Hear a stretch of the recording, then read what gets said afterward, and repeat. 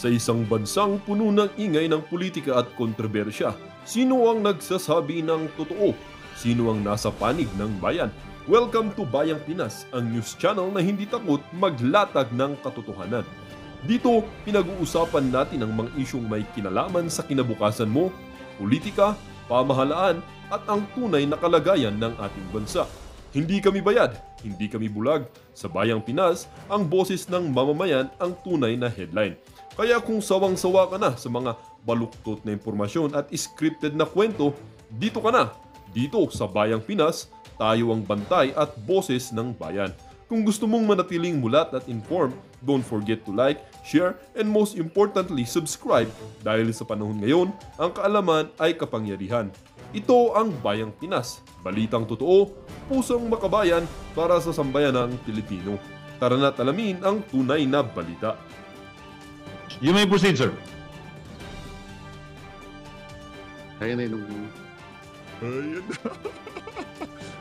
Uminom mo na ito. Nasabit lang. Ito na ho. May PowerPoint pa talaga. Palakpakan. Thank you, Mr. President. Teka lang, palakpakan muna natin itong si Senator Rodante Marcoleta. Bago natin umpisahan, palakpakan ho muna. Ha? Palakpakan muna at mag-comment tayo. Go, Senator Rodante Marcoleta. Go, Senator Rodante Marcoleta. Okay? Mr. President, I rise on a question of privilege.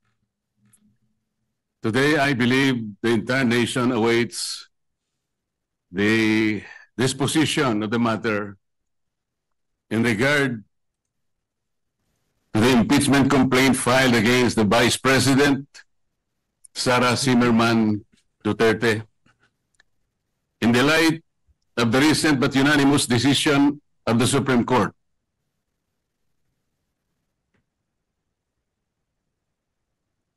Mr. President, this decision was promulgated on July 25, 2025, declaring said complaint to be unconstitutional, void ab initio, violative of due process, and that the Senate in the first place did not acquire jurisdiction over it. Take note, Mr. President, it even said that the decision is immediately executory.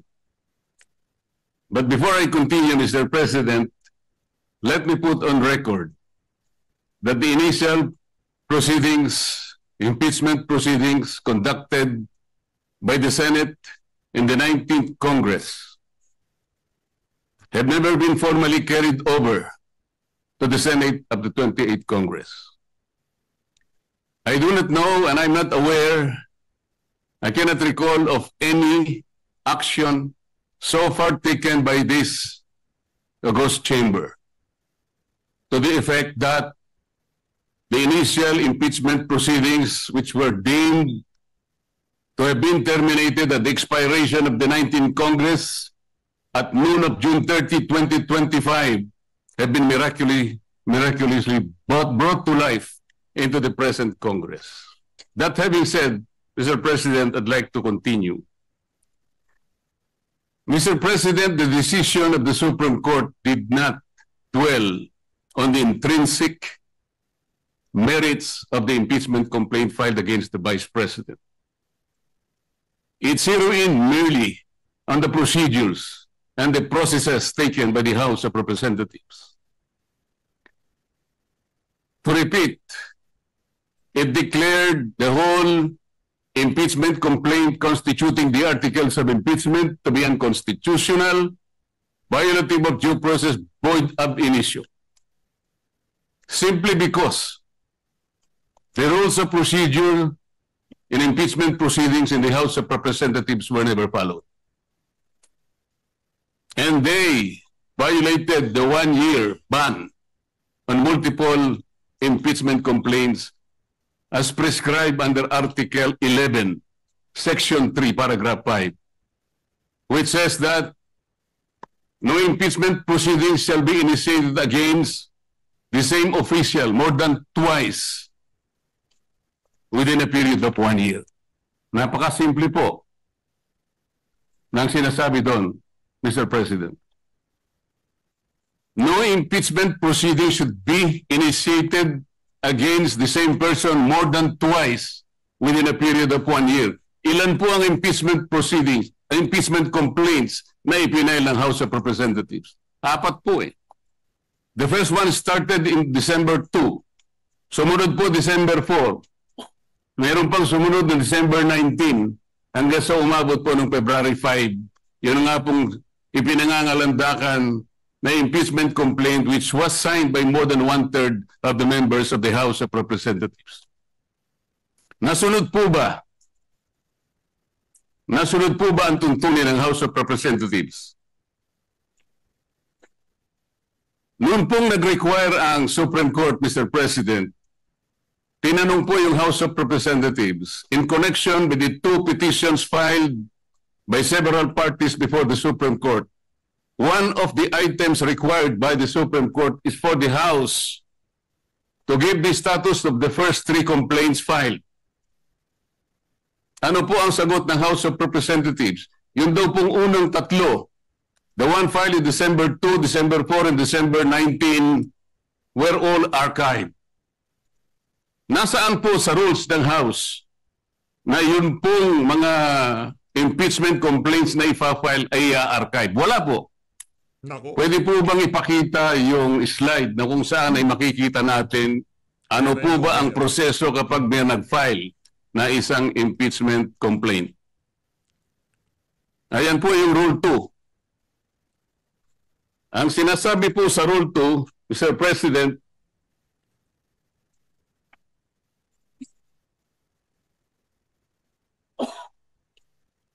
hindi sa Rule 3, sa Rule 3. Sa Rule 3 tayo. Rule 2, Section 3.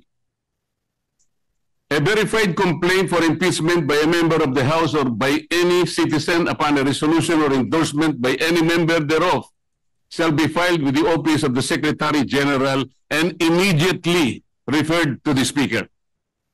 Bakit hindi po nasunod ang tuntunin na ito, Mr. Speaker? Kailan po ni-refer ng Secretary General sa opisina ng Speaker yung impeachment complaint dated December 2, 2024? Kailan po ni-refer ng Office of the Secretary General yung impeachment complaint na i-file noong December 4? Wala po silang sagot. Kailan po ni-refer ng Office of the Secretary General yung impeachment complaint that was received on December 19? Wala po silang sinasabi. Nako. Kung titingnan po natin ang sagot ng Solicitor General in behalf of the House of Representatives, ang sabi po nila, the Secretary General diligently referred simultaneously all the impeachment complaints to the office of the Speaker on February 5, 2025. Immediately po ba yan, Mr. Speaker? December 2, December 4, December 19, at isinama po yung February 5, all of them were simultaneously referred to the office of the Speaker on February 5. 2 buwan po ang kanyang ginugol para lang i-refer sa office of the Speaker. Ano po ang immediate doon? Wala po. Wala po silang sinunod. Wala silang ni-refer at ni-refer nga po delayed. Nung ma-refer po, ang sabi po ng Solicitor General, the 4 impeachment complaints were included in the order of business doon po sa session number 36. You will note, Mr. Speaker, hindi po niya ibinigay bilang annex yung order of business in section number 36. Ang kanya pong ipinakita ay yung journal number 36. Bakit po? Sapagkat hindi totoo na yung 4 na impeachment complaints were included in the order of business. Mr. President, I have a copy of the order of business session number 36. And I will deposit a copy to the office of the Senate Secretary for everyone to see and examine for themselves kung talagang in-include nila sa order of business. Wala po. Saan po nila in-include? Doon sa journal. Iba po yung journal sa order of business. Alam po niyo kung bakit lang nalagay sa journal, Mr. Speaker? Idinagdag po nila as additional reference of business. That is not the requirement of the Constitution. Pwede po ba nating makita yung slide, ano sinasabi po ng Constitution?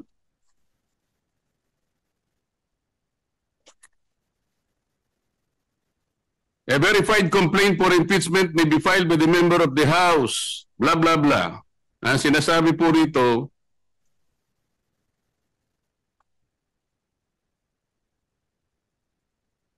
iba yun. Hindi po yun. Sorry po. Nakalagay po, in-include sa 10th session day. Yun po yung section number 36. Hindi po totoo yun. Ilang violations na po? Kanina po, in-archive po yung tatlong violations. Hindi po ni-refer sa Committee on Justice. Pangatlong violation. 6 na po. Ngayon sinasabi po, in-include po sa order of business. Hindi rin po. 3 violations na naman. 9 na po. At sabi po nila, yung session 36 is the 10th session. Hindi po. Bilangin po natin yung December 2. That was the date when the first complaint was filed, endorsed, and received by the Office of the Secretary General. December 2 is session number 26. Mr. President, bilangin po ninyo session number 26 up to session 36 na sinasabi ng Solicitor General. Yun po ang 11th session. That was not the 10th session. Ang 11th session is session number 35. Just for the record, Mr. Speaker. So ilang violation na po yan? Balikan po ninyo yung Rule 2 na nandyan po sa slide, Mr. Speaker. Ano po yung mode of initiating impeachment? Ganito po ang sinasabi ng rule of the House of Representatives. Impeachment shall be initiated by the filing and subsequent referral to the Committee of Justice. Ito po yung Sereno versus, Francisco versus House of Representatives. Verified complaint for impeachment filed by any member of the House of Representatives, i-refer po sa Committee on Justice. Verified complaint filed by any citizen upon a resolution endorsement by any member thereof, i-refer po sa Committee on Justice. A verified complaint or resolution impeachment filed by at least 1/3 of all members of the House, i-refer din po sa Committee on Justice. Bakit po ang ginawa nila na makakuha sila ng higit sa 1/3, dali-dali po nilang tinransmit sa Senate? Ang pag-aakala po nila, Mr. Speaker, sapagat ang pinagbatayan po nila ay yung Rule 4 na kung saan in Section 14 sinasabi po endorsement of the complaint resolution to the Senate. Ang sinasabi lamang naman po noon, Sir President, ay yung pamamaraan kung paano po i-endorse yung impeachment complaint that was signed by 1/3 or even more members of the House of Representatives. Hindi naman po sinasabi doon na hindi na sa i-refer sa Committee on Justice. Grabe, napakarami ho palang ika nga kasinungalingan ang pinapakalat ng House of Representatives. Noon lumalabas na ho ang ika nga ang totoong istorya diyan. Hindi na lamang doon sa mga dokumentong isinusuumite diyan sa Korte Suprema, yung mga dokumentong natatanggap ng mga congressman o senador na to. Ito na ho mismo si Senator Rodante Marcoleta. Ilinalabas niya na ho kung ano yung mga napag-usapan diyan sa Korte Suprema. Ano nga ba ika nga yung timeline, yung pagkasunod-sunod, yan ho talaga ang tunay na nangyari diyan. Kaya nung sinasabi, pagka sinasabi ng House of Representatives, wala silang nilabag, napakalaki yung kasinungalingan yan. Yan na ho mga kababayan, nandyan ang dokumento, nandyan ang rules na kay Senator Rodante Marcoleta at inalabas niya ito dyan sa kanyang privilege speech na yan. Bakit po nakalagay dito sa rule, kailangan i-refer din siya sa Committee on Justice, but they never did, Mr. Speaker, Mr. President. So ilang violations na po ito? Nako. You cannot use Section 14 in isolation of Section 2. Hindi po pwede yun. Binigyan po ba ng discretion, Mr. President? Was the House given the discretion to select, to withhold and select from among the 4 impeachment complaints, which will be the one to be transmitted in the Senate in derogation of the 1-year ban rule? Wala po silang discretion. Kung sila po mismo ay hindi sumusunod sa tuntunin, Nako. bakit po ngayon ay napakarami pong nagsasalita na parang akala mo ay ang Supreme Court pa ang nagkasala, ang nagkamali. Samantalang ito po, napakasimple po ng tuntunin, hindi kailanman sinunod. Nako. Even the 10th session day na sinasabi nila, 11th session day nung ilagay po nila sa order of business, sabi nila, they never included them in the order of business. Wala po. Nasa akin po yung kopya. Nako po. Ano ba po ang pagkakamali? Mr. President, ipakita po natin yung last page ng impeachment complaint. Pakita po sa slide. Ayan po, Mr. President. Subscribed and verified before me.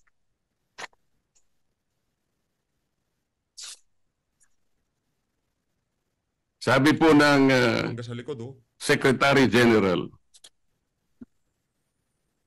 Tambay kopya ko rin.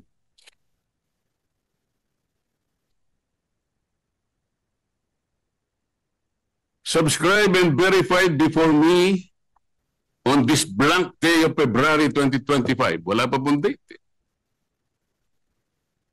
Ito po ba ang verification, Mr. President?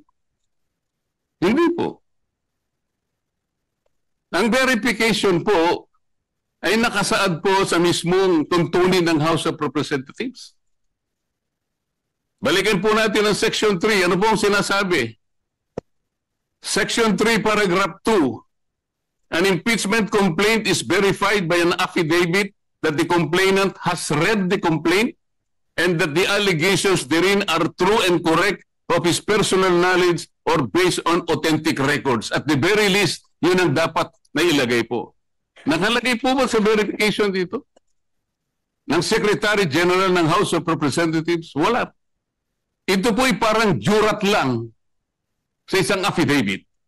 Sinasabi lamang po dito, kilala niya yung nagsipirma sa isang dokumento. Na ang dokumento ay naglalaman ng 32 pages. This is not the verification required under the rules of impeachment by the House of Representatives. Ang totoo po, kung balikan po natin ang Section 14, nandyan po sa slide. Isinulat na po sa tuntunin kung ano po ang dapat kopyahin nila para magkaroon ng tunay na verification. Hindi pa po nila kinopya. Mr. President, ito po yung contents ng verification na dapat sana yun ang nilagay nila sa complaint. We, sabi po rito, after being sworn in accordance with law, depose and state that we are the complainants in the above entitled complaint or resolution of impeachment, that we have caused the said complaint resolution to be prepared and have read the contents thereof, and that the allegations therein are true of our own knowledge and belief on the basis of our own reading and appreciation of documents and other records pertinent thereto. Kokopyahin na lang, Mr. President. Hindi pa nakopya. Mr. President, alam mo po, nung ako'y grade 4, yung teacher po namin, binigyan po kami ng isang short quiz. I-drawing ninyo kanya yung Bicol region. Siguro po 1963 yun, Mr. President. Yung Masbate, hindi pa kasali sa Bicol region. O hindi, kabisado ko naman po sapagkat mahilig po ako sa social studies, Mr. President. Meron pong dalawang nangungopya sa akin. Yung isa nasa likod, yung nasa kaliwa ko. Yung nasa likod po, nakopya niya pong tunay yung aking drawing. Pinagalitan siya pero ipinasa po sapagkat nakopya niya po yung aking drawing. Yung isa po, nangopya na nga, hindi pa niya nakopya. Ang kinopya po, Masbate. O wala po. Hindi po siya nakapasa. Ano pong ibig ko sabihin dito? Kukopyahin na lang eh. Alam po ninyo sa mga litigation lawyers, practicing lawyers work for their salt. Wala ka lang certification of non-forum shopping, i-dismiss ka ng Supreme Court. Paliwanag po yun. Hindi subscribe yung complaint mo, dismiss ka kagad. Mahigpit po ngayon eh. Ito po, this is an impeachment complaint. You are removing the second highest official of government. Yung lamang pong verification, sablay na po eh. Ano pong nakalagay dito? Section 3, paragraph 3. An impeachment complaint required to be verified which contains a verification based on informational belief or upon knowledge or information and belief or lacks proper verification, katulad po nito ngayon, shall be treated as an unsigned impeachment complaint. So pwede pong tratuhin pala ngayon. Sapagkat wala pong verification. It may be treated as unsigned impeachment complaint. Paano ba yun? Bakit magsasalita po ang napakarami? Alam po ninyo kung, Sir President, kumbaga po sa nagluto ng sinaing, pasensya na po kayo kung kinakailangan ako po'y gagawa ng pagkahalin tulad, ano? Ang impeachment complaint po ay parang sinaing na niluto ng House of Representatives. Hilaw po eh. Hilaw na hilaw. Ano po yung hilaw sa Bicolano, Mr. President? Hilaw din po yata. Sa Bisaya, hilaw din po. Sa Kapampangan, magadto, Mr. President. Sa Waray po, matagudtod. Sa Ilonggo po, lagdos. Sa Ilocano, marakusol. Sana po tama ang aking pagkaka-pronounce. Ang dami pong nagsasalita, Mr. President. Doon lang po sa House of Representatives, isa pong bagong pasok doon, ngunit patagal na pong nagserbisyo sa ating bansa. Naging senadora, naging Secretary of Justice, naging chairman ng Human Rights Commission. Alam po ba kung ano sinabi niya sa isang panayam? Ito po, nakuha ko. Harap-harapan na tayong niloloko. Kakaibang korte ito. Sana sa palengke na lang final ang impeachment case. At least doon, may nagtitinda ng totoo. Sana po, magtinda po siya ng matagudtod na kanin dyan sa Samar. Baka may bibili kaya.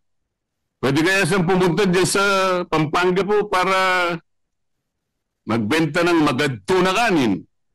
Kung may bibili, baka sakali. Pumunta kaya sa Panay para magbenta ng lagdos na kanin. Wala po siguro, Mr. President. Baka ngayon dagang dingding, hindi pa patusin. Huwag pong ganun. Ang dami na pong nagsipagsalita. Samantalang hindi po nila nakita.